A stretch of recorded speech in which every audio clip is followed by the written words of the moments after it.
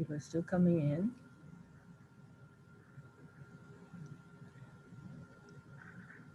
All right, it is 4:02, so good afternoon, everyone. Thank you for joining us this afternoon for the workshop, How to Maintain Personal Relationships During Graduate School.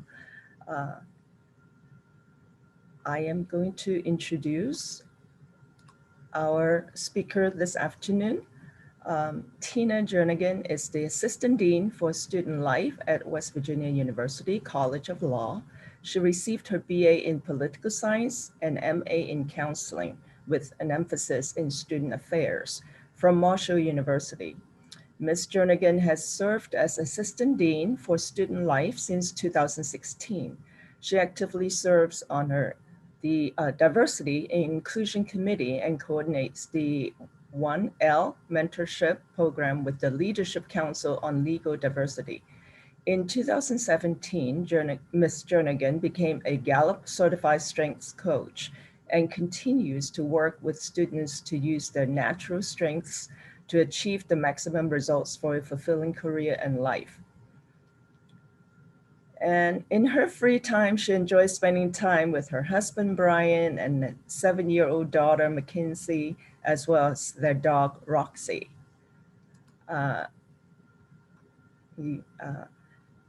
Tina, I'm going to turn the time over to you. And students, at the end of this workshop, we have an evaluation, a brief one for you to complete. We would appreciate if you would take 2 or 3 minutes of your time to complete that, to tell us how you like this workshop and what kind of other ideas of workshops that you may have that you could tell us so that we could plan for future workshops. Also on July 27th, there will be another professional development workshop hosted by us, the Office of Graduate Education and Life. It will be also conducted by the director of, I may not have her title correct, but Ms. Jennifer Powell, the director of, maybe you can help me, Tina. She's the director of the Center for Law and Public Service up at the law school. Right, very good. And the topic will be emotional intelligence. And so what is emotional intelligence and how does it relate to our well-being? I invite you to register for that workshop for July 27th. It will be a noon lunchtime workshop. So I hope to see you there too. So without further ado, I'm going to turn the time over to Ms. Jernigan. Well, and I'll give a shout out to Jennifer. She's an excellent presenter. It'll be, I'm sure, a great presentation, and I hope to watch the recording of it later. So thank you, Betty, for having me and the Office of Graduate and Education Life. I'm struggling today, y'all. I leave for vacation tomorrow, so everybody give me a little grace today while I work on the PowerPoint stuff. So we're going to start. I'll start with sharing my screen real quick. My name, as was mentioned, is Tina Jernigan, and I'm the Assistant Dean for Student Life up at WVU's Law School. Wait a minute, it's not sharing like I wanted to. Hold on, let me stop share again. I always have so much trouble with this. Please hold, y'all. And I practiced, it's just funny. What did I do? Here we go, okay. We're gonna start again. Share. There we go. Okay, does it look good on your end? Great. So I am the Assistant Dean for Student Life. What I do up here at the law school is we have a really great program, a really great student community. My job is to focus on the life stuff at the law school. We have a lot of people who focus on the academics and get you through it. You get a top-notch education, but my job is to help with the stress and everything along the way. My pronouns are she, her, and hers. And I'm really pleased to be here. So let me click through. True or false? Graduate school breaks up marriages and relationships. I've heard this with law school, professional school. I've heard this over and over again. But is there any data to actually support this? My honest answer to you all is I don't know. I Googled, I searched, I went through a lot of different data on the internet and different resources, and guess what? Couldn't find any actual statistical evidence about this. But we all know that you don't need data to confirm a well-shared myth, right? Word of mouth and anecdotal stories are enough. And to be honest, I do believe it, you know. But so why is grad school to blame, or why is professional school? Stress, right? Any huge stressor, change in situation can upend a solid relationship. And if you already had some problems in your relationship, this is just going to exacerbate it. And this is not just relationships in the romantic nature, but also your family. I know that I have a very involved family. I love my family. But if I don't return their call within a reasonable amount of time, because I'm distracted, because life, my mom sends me one of those nice texts or one of those voicemails that says, "Don't you love me anymore?" That type of situation. But what about graduate and professional school causes enough stress to make relationships suffers? So the mentality of a lot of grad school and professional school programs is that the work is everything. This environment becomes a trap that bleeds you of your emotional capacity. You stop being present in your daily life because all you can think of is you have to get this work done. The desire to be at a certain level of expertise in your field, I think that really pushes you into that a lot. You want to be the well-respected, well-renowned expert in this specific field. As a law student, I know these people want to be at the top of their class. They want to get the big firm jobs, you know, a lot of times. So you can really lose sight of yourself when you're so focused on that. The other thing is financial concerns. I know a lot of grad students have GA positions and things like that that help, but you're not getting a steady income. Or maybe you are working full-time and going to grad school part-time, but it's still not a lot of financial support. So you're always thinking of that. And maybe the pressure's on your partner, or maybe your family is said, "Hey, we'll help you with undergrad, but professional school and grad school, you're on your own to do that."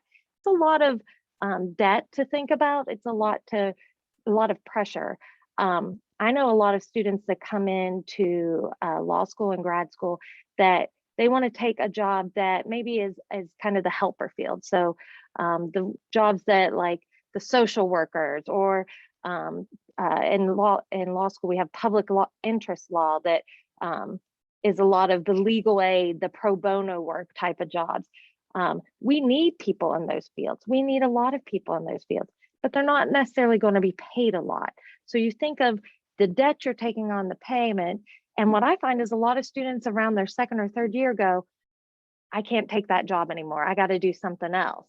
And that's not good. We want you to do that work and we want you out there, but that can really add stress to your family life. So thinking about that. People, in a lot of the articles I was reading, people often report that they didn't even realize they were neglecting their partners throughout all of this. So that's something to consider. And that's what we're going to talk about, is how do you kind of alert yourself to those things, and how can you make proactive steps to avoid them. So good news, none of this is out of your control. There's a lot of things in life you can't control. But you can actually be successful in graduate and professional school and actively work on your relationship with people who are important to you.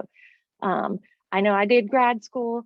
I know a lot of people that you can be successful. You've just got to take ownership of it and really take the steps to make sure you can manage it. So what I plan to discuss with you today is how to stock your toolbox. We all like a nice little metaphor. So what do you need to find the right balance? What is in your toolbox? Because I really want to leave you here with some ideas and tools that you can put into action. It's never fun to attend a presentation and at the end you're like, but now what? But what was I supposed to take from it? So that's what we're here to do today. There are a lot of things to consider, when it comes to managing personal relationships and your academic career. I tried to narrow it down to kind of 5 areas that really resonate with me. But at the end of our presentation, I'd love to talk about what you're feeling, what you're thinking, what you see as the challenges, and maybe we can walk through that a little bit. So the first thing that I really pick up on is communication is key. And we'll talk more about each of these points as we go on. The second thing is to set boundaries. Third, plan ahead. Fourth, be open to compromise. And fifth is pay attention. So communication is key. I really like this quote: the single biggest problem in communication is the illusion that it has taken place. And as I saw that, it popped in my head, all the different people that I feel like this fits into, right? Many of us think that we are excellent communicators, but just because you communicate frequently doesn't mean that you are an effective communicator. And I will tell you, I struggle with this. I'm always telling, even my supervisor, telling my supervisor things that are going on, but I'm not necessarily doing it effectively. So really thinking about that. In your relationships, talk to each other. If it's with a partner, talk to them every day, and really talk to each other and be honest. I would say you don't have to talk to your mom every day, but if you do, good for you, or whatever your relationship are. But those important people, talk to them. It's that simple, folks. Open, honest communication works. It is the foundation for any relationship to grow and strengthen. It's also easy for you to get involved in your school life, or get so involved in your school life that you may forget to talk every day. And it seems like a simple request, but making the time to talk every day, even just to check in, really can make a difference. It also can be good for your academics, because you get so overwhelmed or so immersed in your coursework or in your research. It's overwhelming. So your body needs breaks. Living and breathing your schoolwork is a recipe for disaster, no matter how much you love it, so no matter how much it's your passion. Burnout and illness are sure to follow. Your body will start getting sick.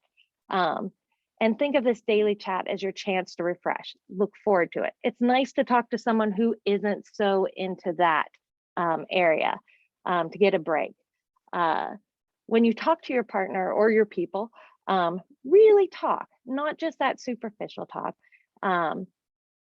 Although that can be helpful. It's nice to catch up on whatever Netflix show you're watching, things like that.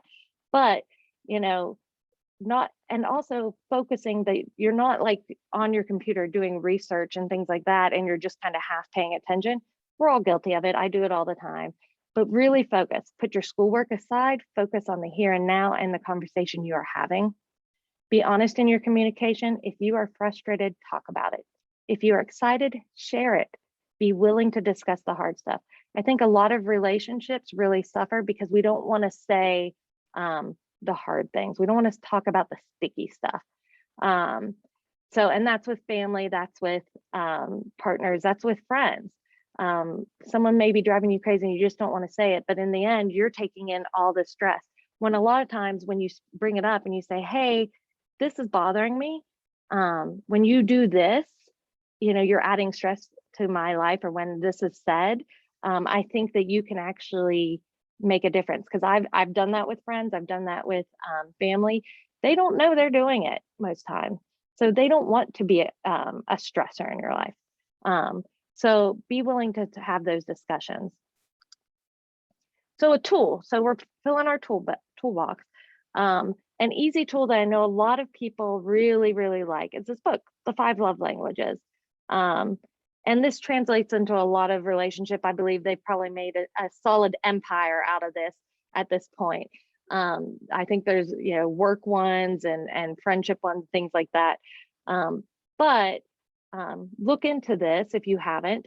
Again, a lot of people swear by it. Take the test. It's simple. Read the book. So what it does in this book, if you're not familiar, is it has these 5 areas. So you have words of affirmation, physical touch, receiving gifts, quality time, and acts of service. So when you take this test, one of these is going to pop up as your number one thing that how you feel loved, how you feel appreciated. And that's what you're looking for in your relationships, right? Everybody just wants to feel appreciated and respected, right? So for this, you can see on this chart how to communicate, actions to take. So if someone is a words of affirmation, say I'm a words of affirmation, then talking to me, communicating with me, a great way to really for me to hear and respond is to encourage me, affirm, appreciate, empathize, listen actively. Actions you can easily take with me to help me feel appreciated: send an unexpected note, text or card, genuinely encourage and often. For physical touch, these are, nonverbal, using body language and touch to express love. Hug, kiss, hold hands, show physical affection often, make intimacy a thoughtful priority. Again, these are things that can work not just with your loved ones. Obviously, don't use physical touch on people at work, things like that, but knowing, those boundaries. Receiving gifts, thoughtfulness, make your spouse a priority, speak purposely, give thoughtful gifts and gestures, small things matter in a big way, express gratitude with receiving a gift. I can tell you, you can go out and spend $1 million on me and I may not be impressed, but if you give me a gift that is a small, thoughtful gift that shows that you paid attention when I talk, that's all that matters to me. I just was a part of a conference group, a couple, I guess that was in June, so a few weeks ago, and they sent thank you gifts to everyone on the committee to help put it together. And one of the gifts that I got, or the gifts I got, were wonderful, nice, very thoughtful. But what mattered to me was that note that was handwritten in it that said, "I saw you do this, and it mattered, and we know you put in the work to do it," and that was important to me. Quality time. A lot of your partners are just going to want quality time in your family. Uninterrupted and focused conversations, one-on-one time is critical to these people. Create special moments together, take walks, do small things with your partner. Weekend getaways can be huge for this. And then acts of service, using action phrases like "I'll help." They want to know you're with them, partnered with them, you're on a team together. Do chores together or make them breakfast in bed. Go out of your way to help alleviate their daily workload. So that's, certainly action focused, but just those areas can be something that you buy the book, you guys work together, and that can be something. But I will say, really talk about what your love language or communication style means to you and your partner. Simply getting the results and being like, "Oh, my partner likes physical touch, so I'm going to rub their shoulder or constantly hug them," may not be the right fit, right? And to some people that might just be frustrating because where's the thought behind it? So I will say, if you do something like the 5 love languages, sitting down after you take it and say, "Okay, Tina, what does that mean to me or mean to you? What do you mean physical touch? What do you mean words of affirmation? You just want me to compliment you all the time? What is it?" So that you can actually be purposeful in how you do this and actually be successful with it. So simply getting results and assuming you understand won't work. The other thing is that Betty mentioned is that I am a Gallup certified strengths coach. So you'll meet a lot of us on campus that use the Clifton Strengths program, if you're familiar with it. But it is an assessment that you take, and it helps you find your innate talents, basically. And I have found that helps me with communicating with people, with working people. I understand that my spouse has certain things that he's going to react to things in a certain way and things that are important. And I can have that conversation because that got us started to have the conversation. So a lot of times these things are just ways to get the conversation started about it. And that's a nice thing, as opposed to just going in and saying, "Well, what do you want from me?" Right? Now you can sit down and talk about this. The point is, the more that you know and understand about the important people in your life, the more likely you can communicate smoothly and you can balance this. Set boundaries. So I saw this quote and I was like, this makes so much sense to me. Walls keep everybody out. Boundaries teach people where the door is. A lot of times I think we think negative of boundaries, that, that it's a wall that you can't cross, that I'm not going to be friends with you outside of my work situation because work is work and this and that. And that's not necessarily how it works. But there is a door, and teaching people where the door is. So boundaries are a good thing though in graduate school and in your work-life balance later on. I think we sometimes feel guilty when we have to say no, or I can't today. I know that that is with me. And we want to be able to do it all. But being able to say no or manage your schedule can help reduce your stress and help you become successful. I will mention too, like I said, I go on vacation beginning tomorrow, and I had a couple people try to schedule meetings with me tomorrow. And I said, no, that's hard for me, because normally I'm like, okay, I'll just do it. I'll take time and I'll come in. And that doesn't help me. Trust me, I need a vacation. We all need that time. If the person is important to you, they'll respect your boundaries and they'll understand them too, because they feel the same way, I'm sure. Without boundaries, any program can take over your life in grad school and professional school, and your life is more than your studies. It's very easy when you're doing these programs to get so involved that you tie your identity to your work. And that is a red flag. I mean, you should be proud of your work. You should want people to appreciate your work. But it being your life, eventually at some point, that could be a very lonely life. So checking yourself on that and creating those boundaries when you start to feel that. A good boundary to set while you're doing your program, having family and friend time versus school time, and keeping those distinct boundaries between, and it'll help you define your roles. So I'm a student from this time to this time during the day, and then I'm home and I'm with my family this time of the day. Being able to manage that. It doesn't always work. I always tell my law students, come final exam time, just throw that out the window. But make sure that you communicated that to your family, to your friends, so they know you're not ghosting them. You're not just checking out. You're just basically in over your head for a couple weeks. So some tools with this, 5 ways to leave work stress at work. Grad school, we know it's going to be like work. So take a moment at the end of your workday to tidy up and prep for the morning. That is one of the things I'm going to try to do before I head out of here today, so that when I come back from vacation, it doesn't look like my office exploded. Because when you walk back in, you're going to feel that stress that you left. So tidying up a little bit actually makes your next day better, right? Creating a ritual to help you transition from work to personal life, like exercising or listening to a podcast. I live about 25 minutes away from here, so there's times I blare the music going home and just kind of everything's out, or even just listen, just silence and just kind of breathe the whole way home, so that I can kind of get out of the work mentality, let that stress go, get out of that school mindset and get into my home mindset. Don't bring your work supplies home. This has been hard for me. I will tell you, with COVID and the pandemic, I've been a hybrid employee, so I'm in and out of work. And I have a bag that I carry to and from. But we're in an age of laptops in our offices and things like that. It's okay to leave stuff at work. Or if you have a designated space at home, you know, you don't want to leave your laptop in your GA office, or you don't want to leave your office, you know, leave it somewhere, but you put it there, you leave it there for the evening. Set boundaries with your emails, no checking after hours. This is a hard one for me. And I will tell you, because I'm known to respond to emails at 10 o'clock at night, or at 7 a.m. or 9 a.m. on a weekend or things like that. What I've done is I've set up unrealistic expectations for my students, that they actually get mad at me when I don't respond at 10 o'clock at night. Because at some point they think that that's what I do, as I'm always available. And you know what? That adds stress to me. And you know what? My partner gets really, really frustrated at me when he looks over and it's 10 o'clock at night and I'm sending an email. And I'm like, I just need to get this off my desk. I just need to do this. It's real quick. It's not worth that frustration.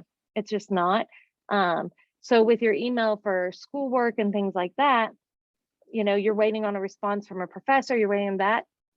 Your professor is likely not going to respond late. Or if they do, if they're working late hours, they understand that you may not be working late. So being willing to put that away, turn it off. Change your clothes to change your mindset. And I do that too when I come home. It makes a huge difference to get out of my work clothes and into my sweats or leggings or shorts right now, and just kind of leave that behind. I notice for myself, and I'm interested if you all do too, that when I keep my business, attire on and I come into home and I sit down and we're jumping into dinner, I just feel tense. And I love my job, but I just feel it like it's still with me. So that's like super simple and it makes a difference. Plan ahead. So for every minute spent in organizing, an hour is earned, according to Benjamin Franklin, which of course he's the expert on this, right? But we are naturally reactive people. If you can flip your work ethic towards being more proactive, you need to react, but being more proactive, it can be a game changer. And there are things you can easily do to make that happen. The biggest thing I tell students during our orientation is invest in a scheduler or a calendar or a planner that works well for you. You need to be specific to you. You have to have that understanding. Some people like physical calendars, the paper, and others like online calendars. And some people do a combination of both tools. When I started at WVU, I came here and I had been at another university that we used Outlook, and I was like, okay, I need my Outlook calendar. At the time, WVU actually wasn't a Microsoft school, so we had our own system, but I was like, give me that calendar. When I was still a young professional, I went to my first meeting with other law school administrators, and I looked over, and two of the people that I really respected had paper planners. They had big black, like Avery paper planners. And I was like, oh, they've got their act together. I should follow their lead. And what I found was I was still putting all my stuff on my online calendar. I was getting frustrated because I couldn't put stuff on their online calendar because they weren't using it. So I would send them a meeting invite because Outlook says they're available, and they're like, I'm not available. But on the flip side too, I was then taking what I just put on there and writing everything in my planner. Some people that works perfect. It helps them remember and stuff. To me, it was a pain in the butt, right? Why am I doing double the work for the same result? And then you have to carry that planner with you, right? So I didn't want to carry my giant planner everywhere, and I kept forgetting it anyways. So it really was a pointless thing. And at some point I was like, what am I doing? See, like, what am I doing?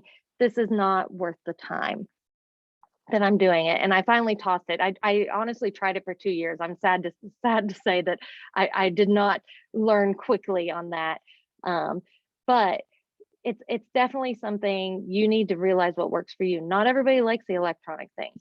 I will also mention that my phone, it took me a while to finally agree to put my Outlook on my phone because I wanted that boundary. But then I didn't have a way to look up my calendar and get my alerts. So I finally have turned on all my alerts with my Outlook on my phone.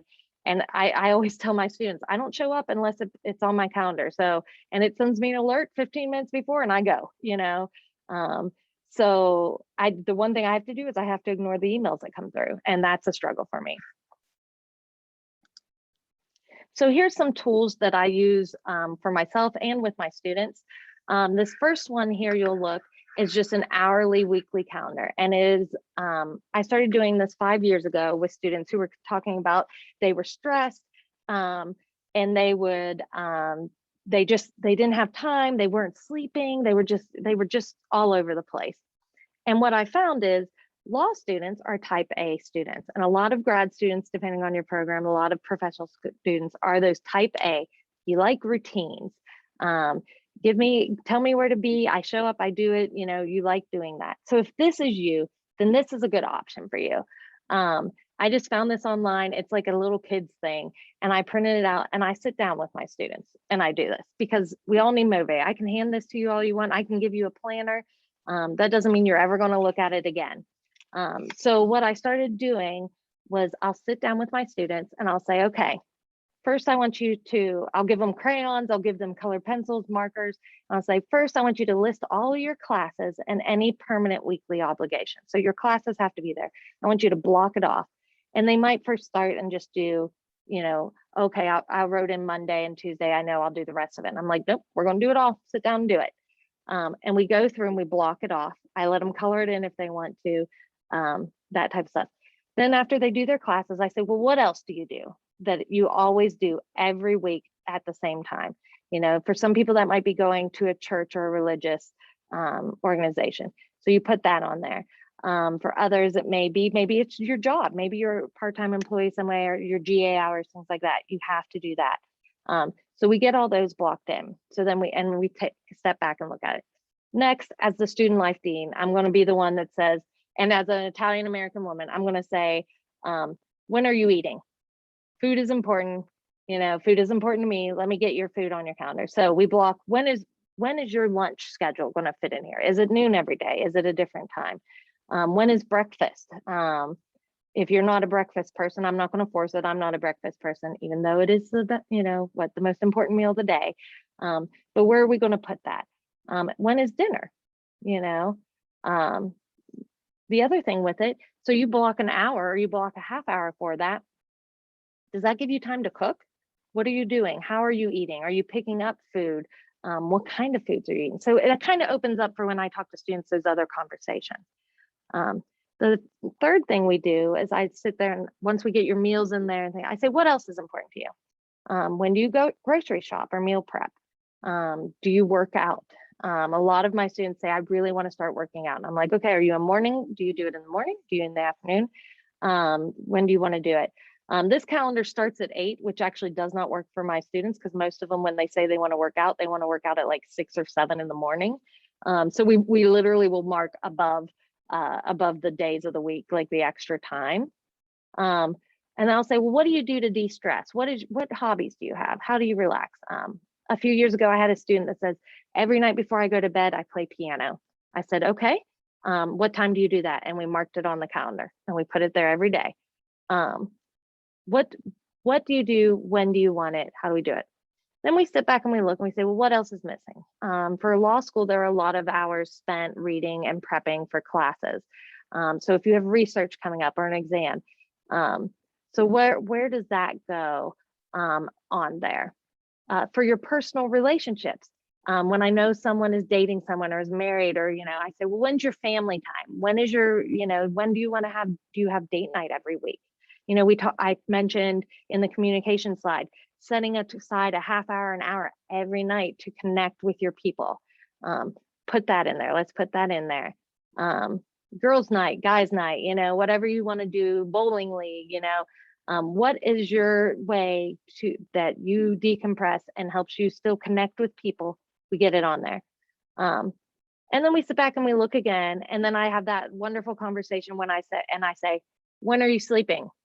You know, how many hours of sleep do you need to not just function, but to actually learn the next day? So you are absorbing what is said and be at your best. And then we have a talk about that, how many hours you need to sleep, and that type of thing. Because again, if you're not sleeping, your partner, if you share a house with someone, is probably not sleeping, or a bed with someone, and you're going to be cranky. You know, that's for real. And then your body gets sick with not enough sleep. So again, realizing those things. The other thing I have on this page is my to-do list tablet. So that orange tablet is this week. It's one of those knock tablets. They have all different ones, and most of them are pretty funny. But a colleague, or actually a friend, sent this to me for my birthday last year before COVID took place. And I found this to be the most helpful thing for my work from home life, because of the structure issues, and because of, you know, I have a 7-year-old, I have a family that were also home all the time, trying to manage everything. And to me, I loved this because it laid everything out, blocks. I'm a visual learner, so being able to see what was on my to-do list and checking off, I love checking things off a list. So I use that, and it wasn't, oftentimes I was making to-do lists on just pieces of paper, and then I was losing it. So this is a notepad that has the cardboard backing, it's thick, and I take it to and from work everywhere I go, and I pull it out, and I know that that's where I'm at. And that has been really helpful. The other thing I have listed there is Calendly, if you're familiar with it. Calendly is an online scheduling system. I am an office of one. I do have some support, but I found that, especially with the pandemic, having this online scheduler that kind of cut out that extra time I was spending trying to set up meetings with students and things like that. A student can go to my Calendly website and select a meeting with me. They can decide if they want it in person or Zoom. If they select Zoom, Calendly will generate the Zoom link for me and will send them a reminder. It does all the things of, you know, a secretarial support that I don't have. And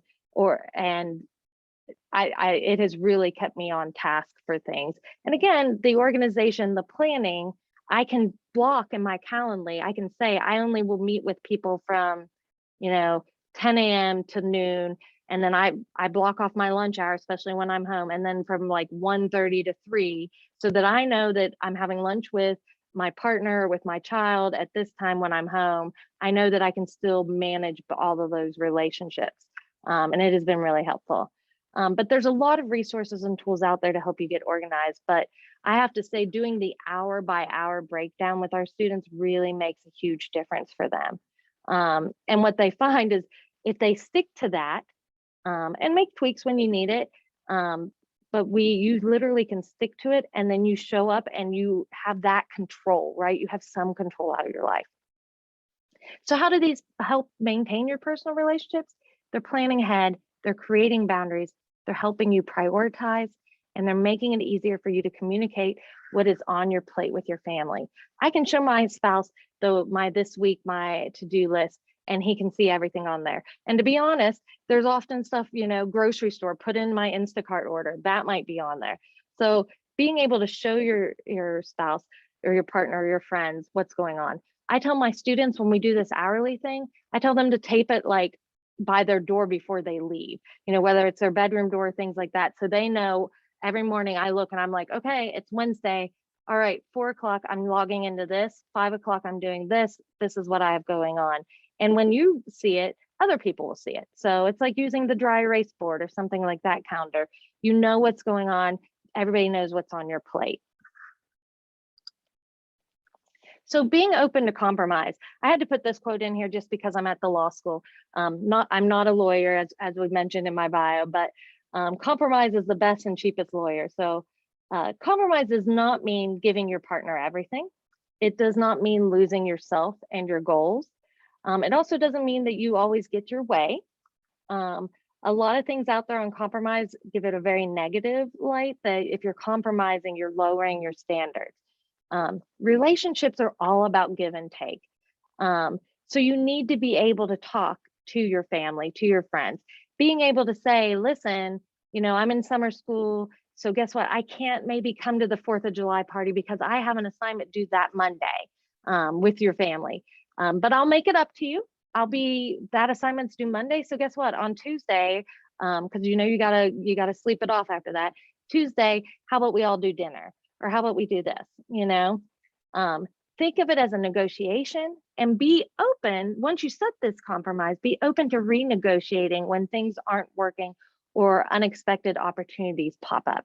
So a lot of times, you know, you might get into a grad school group me or something, and all of a sudden you get a alert that people are going to do trivia, and you're like, I have time to do trivia. I'd love to go with my colleagues. This is networking. This is building relationships for my future. But maybe my spouse didn't see that happening, or my girlfriend or significant other, or whatever. And so you have that conversation with them and say, listen, I know this is out of the blue, but I think this is really good for me. One, maybe that person can come with you, but two, the other option is I'm going to make it up to you how, and having that conversation, making them feel important and valued. They don't want to be second fiddle to your work or to your studies. So for tools for this, I found this online, and really what you see is this is just a starting point to get you to have the conversation. So negotiation preparation worksheet makes it sound really serious. We're going to negotiate. But a lot of times relationships suffer because we're not actually telling each other the truth. We're not being honest. We're keeping it in. You're driving me crazy, but I'm just going to, and then you snap. So this gives you a way to get it out. So you know, for yourself, you fill out, what are the issues for me that are going on, what is happening, and and then your partner puts, what are the issues going on for them, and then what topics do I want to discuss. It's basically an agenda to make you have the conversation, to force it to happen. And usually that gets, once you start talking, everything starts flowing and it'll be okay. Well, it'll be okay is not maybe the right word, but you can get through this, and you can really make some forward movement.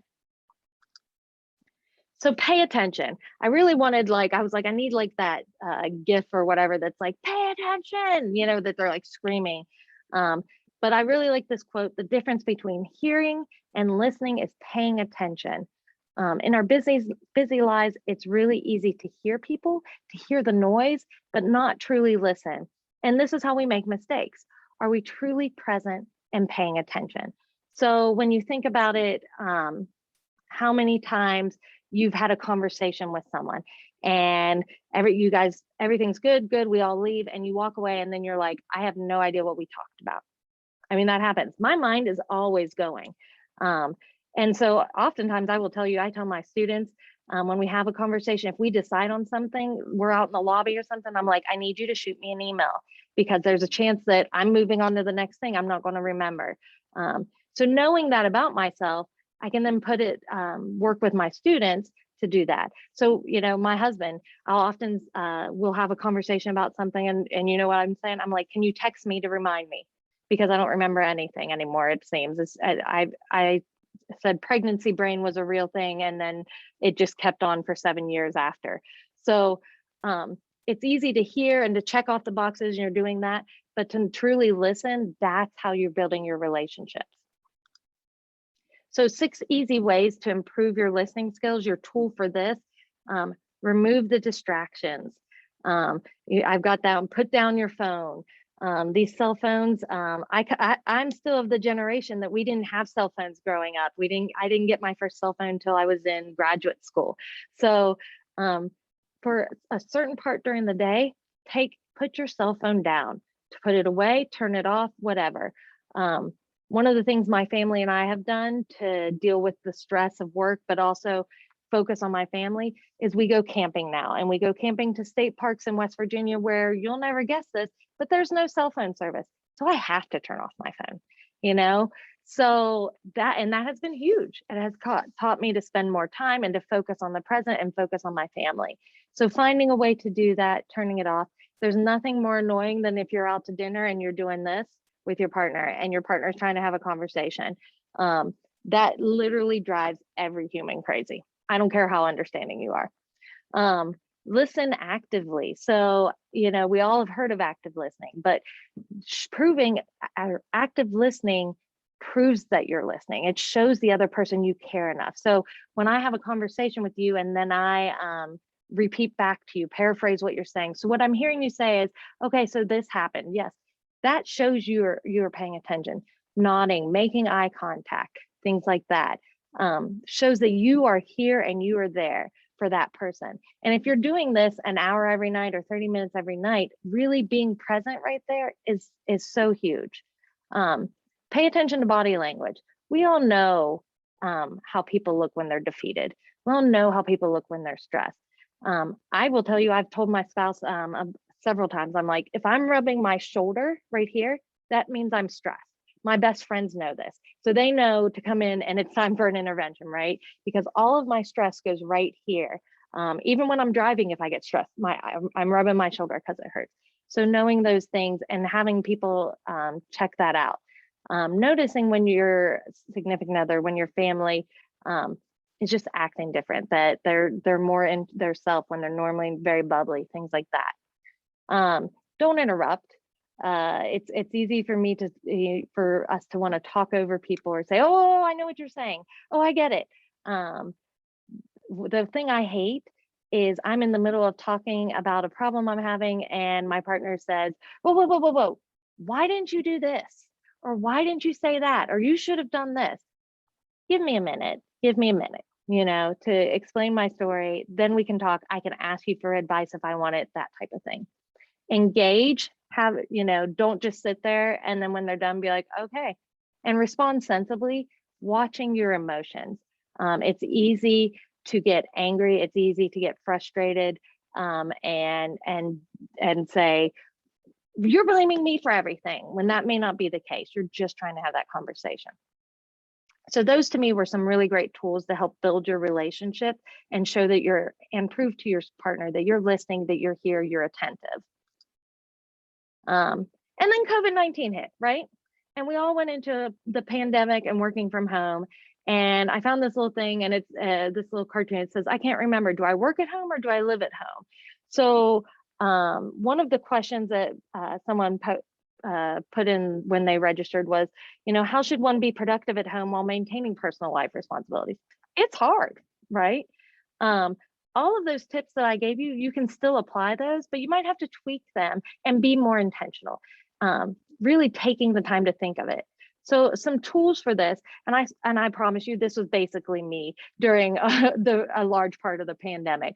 I only have one child, but she was either pulling on me or climbing on me. She's obsessed with Zoom. This is why I'm doing this from my office at the law school and not at home, because she would be right behind me, and it's creepy. So you can see this picture. This guy is obviously working in his kitchen, it looks like.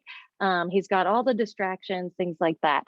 And we do what we have to do to get by, right? But at some point, what are the odds that he's going to snap at his child and be like, I need you to back off, because that's what I did. I know I did.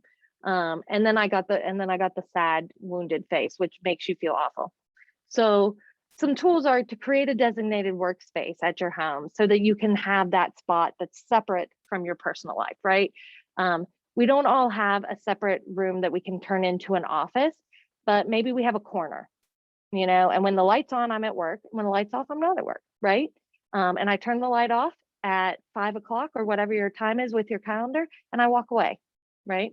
I turn the monitor off so that nothing kicks on, and that's something. Get dressed for work. That really can help your morale. That can help you, again, show the boundary. We talked about when you get home from work, changing out of the work clothes. Well, now we're going to get dressed for work so that we have some professional attire, and I'm here for school.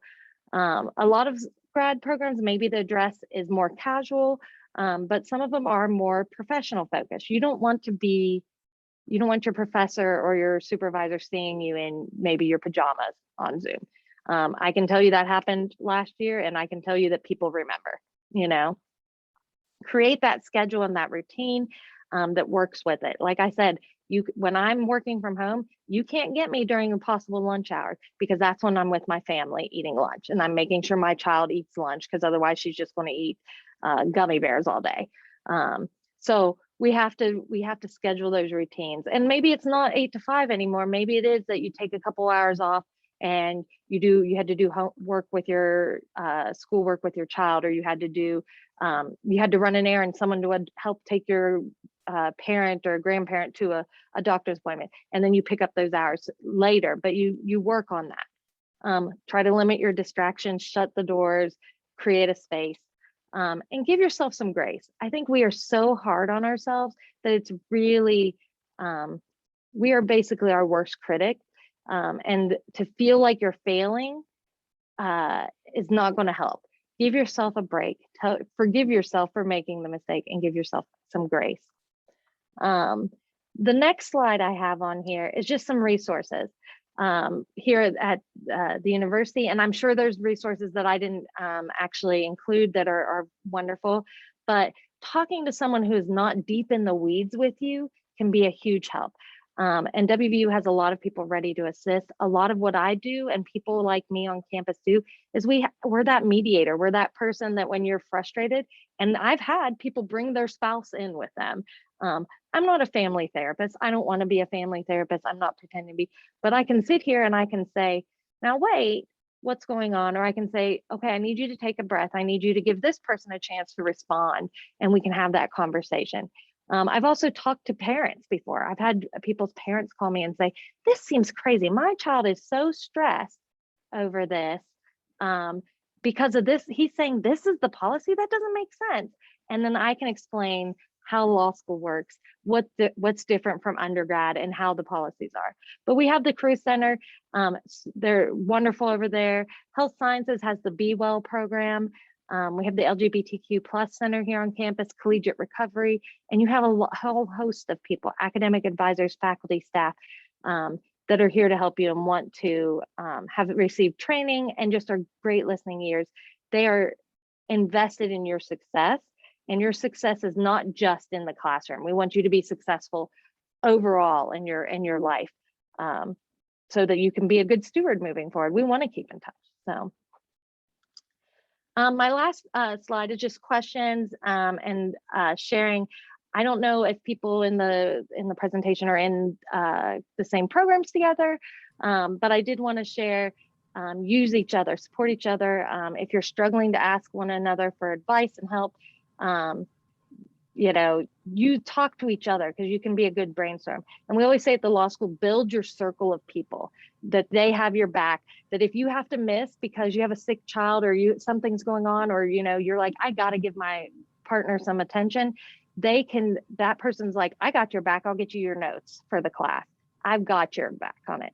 And that's really good to have that one or two or people that, you know, you guys help each other out.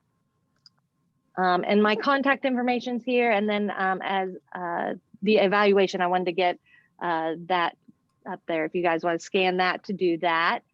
And then if anyone has any questions, I can screen share, I can stop the share, and I am here. Students, feel free to type your questions in the chat. Ms. Jernigan would be able to see your questions, or if you want to, I have to do this. If you want to, I'm gonna click on this, that you could unmute yourself to ask your questions. Thank you, Tina, for doing this. Yeah, especially when you are trying to pack up and leave for a vacation. Yeah. I'm very excited to go vacation. And I'm also interested if anyone here has any strategies they would like to share with what works for them. I did get the questions that you sent me earlier. I will say, you know, someone asked, why are graduate and professional school programs so rigorous that they enter in competition with one's personal life? I don't have a good answer for that. I guess to me, I think some of it's a little old school way of thinking. I think that generationally, different fields will have to change, because I think that was it, you know, the boomer generation, what is the live to work, and now millennials were more of the work to live.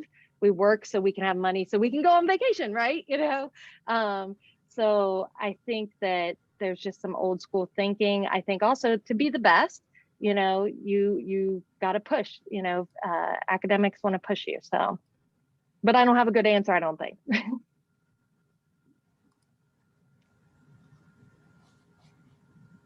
And I hope you take the time to complete the evaluation, and that would really help our speaker and us. In addition to the resources that Tina shared, please remember our office, and feel free to contact me and anyone in our office if you ever need any help throughout your studies here. This is why we're here, okay? We're here for you. So feel free to contact me if you ever run into any problems, and maybe we could guide you to the right places or resources. So do you see any questions in the chat? Okay. Nope, I did not get anything, so. It was just so thorough. Yeah. All right, so if not, then yeah, we will end the session. Thank you very much for participating this afternoon, and feel free to contact me if you ever need to talk or find out things or other resources, okay, for your graduate studies. All right, thank you. Thank you.